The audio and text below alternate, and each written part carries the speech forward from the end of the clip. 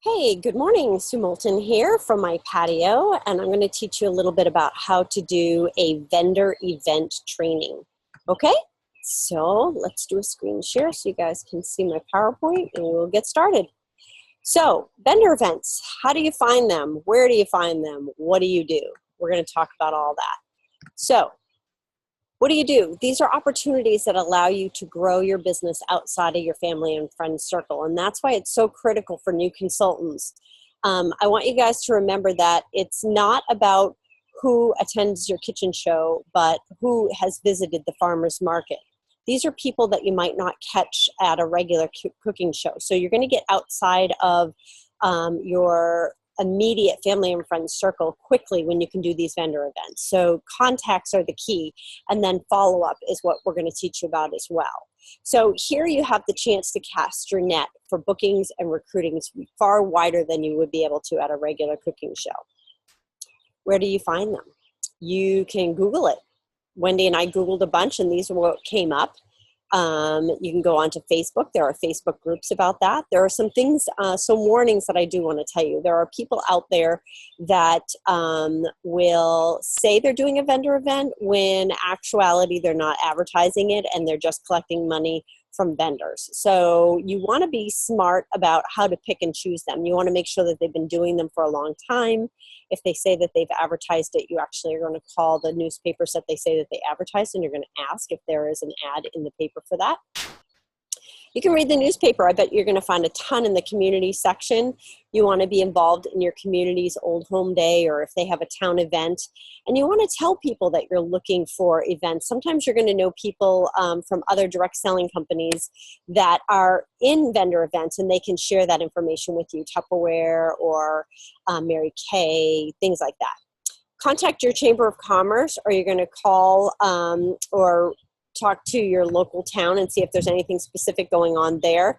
Read your bulletins. At the mall, they usually have things posted, bulletin boards at restaurants and things like that. At your shows, are you talking about them? Do you offer them? By the way, I do vendor events, farmers market, bridal shows, craft shows, fundraising. Someone in the audience may be from another direct selling company. They might offer one that they have, or they might have leads for you. Or somebody might just be in charge of the local farmer's market. You don't know unless you're putting it out there. How to pick them. You want to choose something that attracts local people from your area, which is where you hope to grow your business. So you want to pick things that you personally like. Generally, a one-day event is better. Some events are seasonal, like farmers market or holiday crafts fair, but more and more you're going to find educational ones.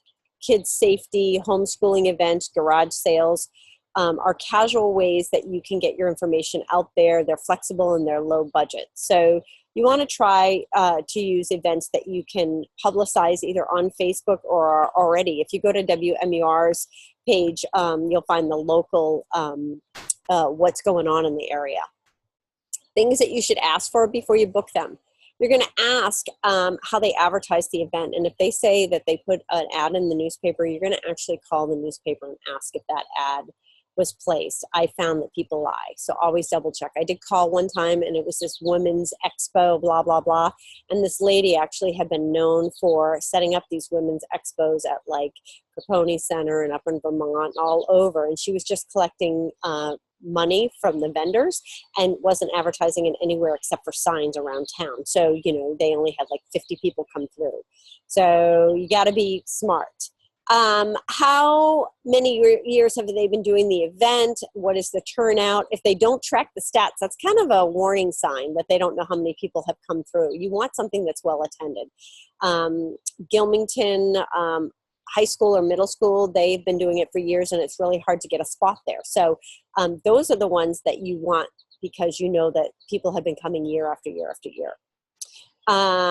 If there are 5 or more events going on the same day, like I find at Christmas time, there's always 2 specific Saturdays, and every single crafts fair is going on then. You want to find which one is going to be most trafficked.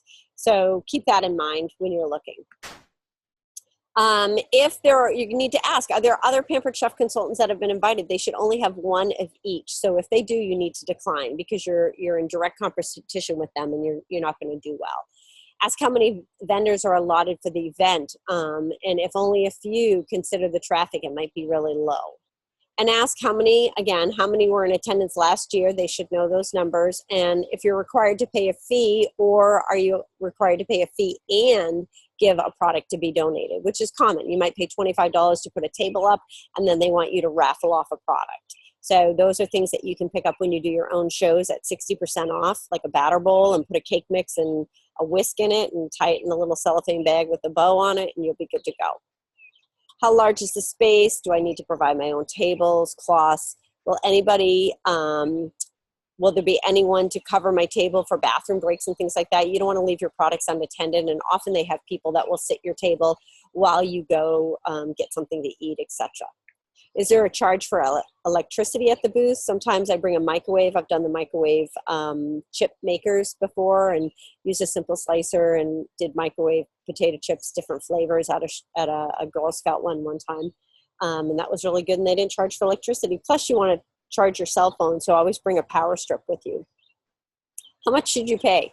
An average booth is between $25 and $45, and you often will share a spot at larger venues with other consultants. So my friend Karen Batty always gets a Hopkinton Fair, and that's a 3-day event. It costs her over $500, but when you break it down per shift, 4 hours per shift, 2 consultants per shift, it's only $25 per consultant. So there's usually a raffle to help stimulate traffic to your booth. You want to make sure it's something that is like a batter bowl, like I said, with a cake mix or a whisk in it. Something I always offer a free cooking class as well, which means that you're going to bring the ingredients, and anybody who signs up to that, they become a winner. Most directors have tables, tablecloths, cubes, or crates to elevate your products and signage and more. So you want to make sure that you check with your director and sign it out, because multiple people might be asking for it on the same day. So, we have a calendar going, especially at the holiday season. And you might have to pick up the products from me and then drop them off at a local meeting point for the next person who needs it. So I have a rolling cart as well, but you want to be, figuring out where you park and how far you have to go to get set up. How do you decorate? It's important to decorate based on the booth. So if you're at a peach festival, you want to have something that has peaches in it. You want to make sure that you ask about food. A lot of vendor events, you need actually a health food thing if you're going to serve food. So be very careful about that. Typically, we do not serve food, but you can show cutting up apples in your manual food processor, and you can make your own salsa and eat that for lunch. You can have the quick stir pitcher, and you can have peach tea or a slushie or something like that in that, but don't overdo it. You want to remember that your products are the key, okay? And everything that comes in the new consultant kit is perfect, because you could just tell people these are the items that come if you're going to join our team. And there's a lot of products that come in the new consultant kit. Garage sales are a perfect way to set up. You can do a door prize if you're doing a garage sale. Always set up a table as well, and you can get some business and traffic from that. Here's an example of what the Hopkinton Fair, a multi-tabled booth, looks like. So they did a phenomenal job. They had a double set of cubes that they set up really high so that they were able to show lots of products up high on the table. They had their tablecloth, and then they had other products here, and then they had a little paperwork table as well. Here is a much smaller view. This is a 6 cube, and this is one that I have that fits on a table, and then we have more products on it. I think I did too many products, trying to get too many things on the table at the same time. How should you dress? Regardless of the time of year, you need to make sure that you look professional. Business professional. Business casual is recommended. You can wear your Pampered Chef apron if you want. You definitely want to have a name tag on. People are going to judge your business by one look at you and your table. So make sure that it's a positive impression and that you look business. But you want to be wearing comfortable shoes. That's a must. You're going to be on your feet. Do not be sitting down. You need to be standing up. That's why we often put 2 people per booth. One person could be sitting down somewhere where the other person is greeting. What do you bring? You want to take outdated catalogs with you. We have a sticker that says, although this catalog may be old, if you look inside, you'll be sold many great things. You will see, and it's just the whole thing about contact me for an updated catalog, but it lets them know that it's old. You also want to bring with you a stack of the new mini catalog. So if they take an old catalog, you can give them a new mini, and it's not going to cost you a lot of money. I don't recommend business cards. Honestly, I give out recipe cards instead with your contact information. People throw business cards away. They don't throw recipes away. So for $1, you can buy 25 or 30 recipe cards on the Pampered Chef website and slap your sticker on that. Or you can print some up on 4-up sheets of paper, cardstock at the printer, and have your information printed right onto it, have it cut and handed out. I do recommend that you have some host packets all set up underneath the table and some actual current catalogs, but you're going to hide them away. You're not going to have those out where everybody can see them. So you want to have those under the table or in a bag out back so that when somebody actually does book a dated show with you, you can hand them the catalogs and you don't have to mail them out. You want to absolutely have your day timer there and ready, and you want to know what dates you have available. So maybe you have the catalogs with sticky notes on them for the dates that you have available. However you want to do that. You want to have recruiting information there. I've recruited people from a vendor event before, so if there are people that are interested in earning extra money, you want to make sure that you have that available to pass out. Let's see. What do you do at your booth? The most important thing you do is you smile. That is so important. A warm smile is a welcoming thing. And some people don't naturally have a smile on their resting face. They kind of, their chin or their lips kind of turn down. So that is why it is so important for you actually to have a smile on your face. When you are on, you are on. And you want to engage people. Don't just let them walk by. You want to draw them into your booth by making eye contact with them. You never stand behind your booth or sit down, okay? You need to be talking to people as they walk by. You might say something like, hi, are you familiar with the Pampered Chef? And if they say yes, say, great, what's your favorite product? Or if they say no, you respond, I teach people how to make family mealtime quick, fast, and easier, easy, quick, and fun. I have a drawing today for a free cooking class. Most of my hostesses earn $150 or more by having a cooking class. If you win the raffle, I'll bring the food.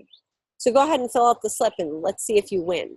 You also want to say, if they say yes, they've seen Pampered Chef, you want to say, oh my God, have you seen the new ice cream maker? Or have you seen the new blah, blah, blah?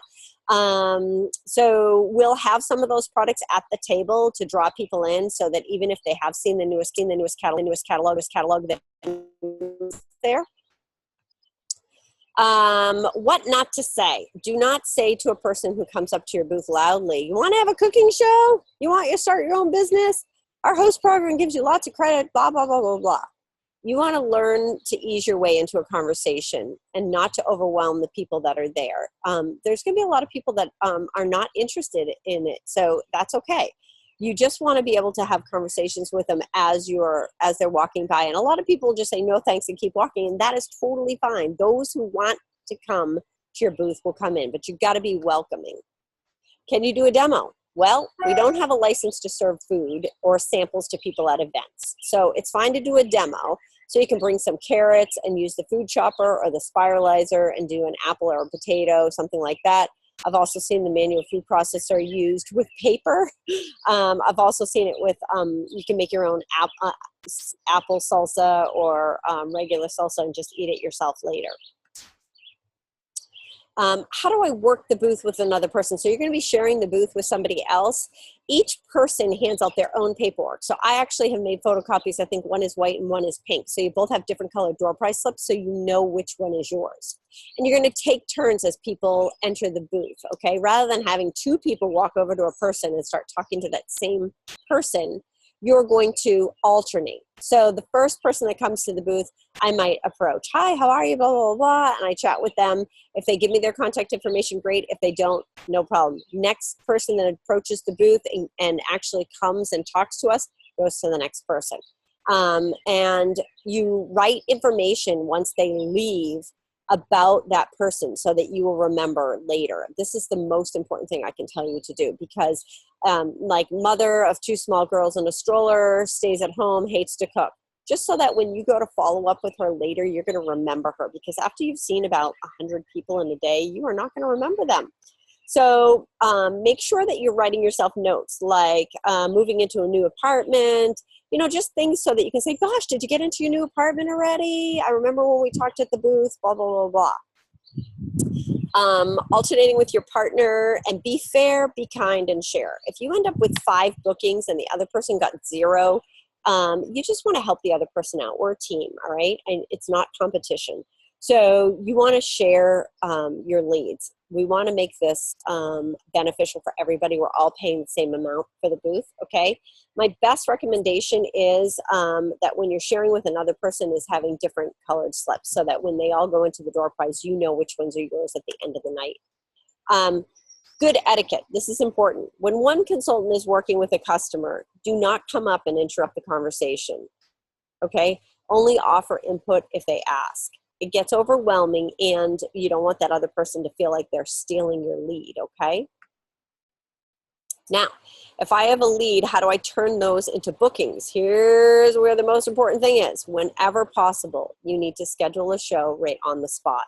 Once they have a date in their mind, then it's a given. Then you work out the details to it, even if you have to work to change the date or something like that. But if they commit in their mind to doing a show that day, and you hand them a host packet, they have something from you, they feel a little bit guilty not hosting the show. So trying to date it that night is super important. Then, if at all possible, you need to follow up within 24 hours of the vendor event or fair. This is non-negotiable. This is the key. If you let too much time go by, you will lose them. You need to know what you're going to say before you call them and be ready for their objections. It is super important. Every day that goes by past the 24 hours, their interest starts to go like this.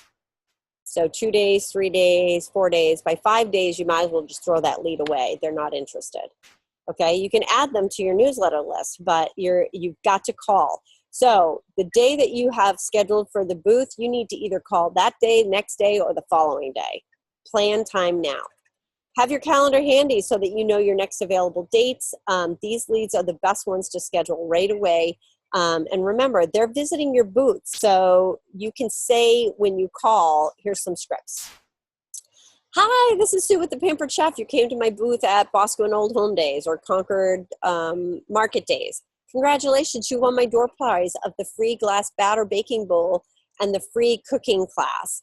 I'll bring the batter bowl the date of our class. We just need to pick a date and a theme. Now, you don't have to give away the batter bowl at each one. At the one that we're going to be doing at Concord Market Days, we're going to have our spinning wheel going, and you can write what you're willing to give away on the spinning wheel, and so can your other friends. So I recommend, like, I ordered all of the spatulas as a half price item on a show that I did, and I also have some ice cream scoops, and I have some mix and shots that are left over. So they get to spin the wheel, and they get that when they book a show. They're going to spin that, and then they're going to get that prize at their show. They do not walk away with the prize in their hand, because otherwise they'll take your prize and then they'll cancel the show. So you maybe take a sticky note, you write their name on it, and you staple it to the package and say, I've got your product here. I'll bring it to your show on July 17th. Okay. Some most popular themes: Mexican and margaritas, salad and sangria, thrill of the grill, fresh and healthy. Which sounds best to you and your friends? So you need to know what you're offering. I might say, I have a great summertime salad theme show, and I'm also doing ice cream socials. Like, I might only offer 2. Decide what you want, and then you're telling them what you're cooking. They're not telling you, okay? But that comes later. You don't give them all that information that moment. You say, my next available dates are Saturday the 15th, next Tuesday the 22nd, which works best for you. You'll have people that you call that didn't realize that they were signing up for a free cooking show, and once you call them and they realize that, they're interested. They're not interested at all. So what? Don't take it personal. Just thank them for their time and ask them if they'd like to be added to your newsletter list. Say, oh my God, I send out once a month great cooking tips and recipes. Would you like me to add you to my newsletter list? And then call the next one. If you spend time visiting with people at your booth and you get them excited about having a show, then when you make the calls, they're more likely to book. So it's really about building a relationship when you're in that booth, and you might only have a minute or 2 to do that. So we're going to practice on small talk. Overcoming objections. If they say their house is too small, you want to suggest that they co-host with a friend or try doing a catalog or a virtual party. Some will say, now's not a good time, maybe in a month. Always ask permission to call them back. Ask when would you like me to follow up with you, and then let them select. One time I waited over 2 months, and I was going to wait over 2 months, and then she said, all right, well, why don't you call me in 2 weeks after my daughter's wedding? So don't decide for them when to follow up. Let them decide. And then do it. You got to mark it into your calendar, put it into your phone, write, follow up with so-and-so. More shows are lost by lack of follow-up than lack of interest. That is absolutely key. Fortune is in the follow-up. The fortune is in the follow-up. Hear me? The fortune is in the follow-up. It's all about getting back to these people. I just booked a show today from a lady back in 2014 who we were supposed to be doing a show, and I have been following up periodically. 3 years later, we have a show booked.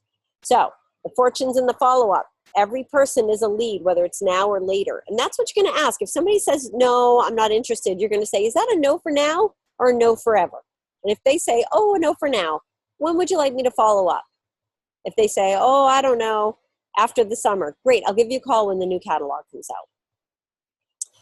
One good booking from a crafts fair is worth the investment and the time that you put into it. And let me tell you why. I booked a booth at the Puritan Back Room in New Hampshire for a women's realtor event. It cost me $100 for a 4-hour booth. I booked one show. That show was a $1,250 show. And as a new consultant, you would earn $287 off that, plus one dated live show and one catalog show and 2 future potential shows. So do you see, I already had a $187 profit plus future business simply because of that one booth. And I don't usually pay $100 for a booth. I usually pay $40. So pay attention to booths. They are definitely worth it. Track your business for a year and see where that's taken you from one booth to next. Now, we have these are called Overcoming Objections. I've posted them on our Facebook group page under files. You can just use the magnifying glass and type in Overcoming Objections. I'm too busy. You do a CARE, C-A-R-E. C, check for understanding. A, acknowledge. R, respond with clarity and questions. E, extend again.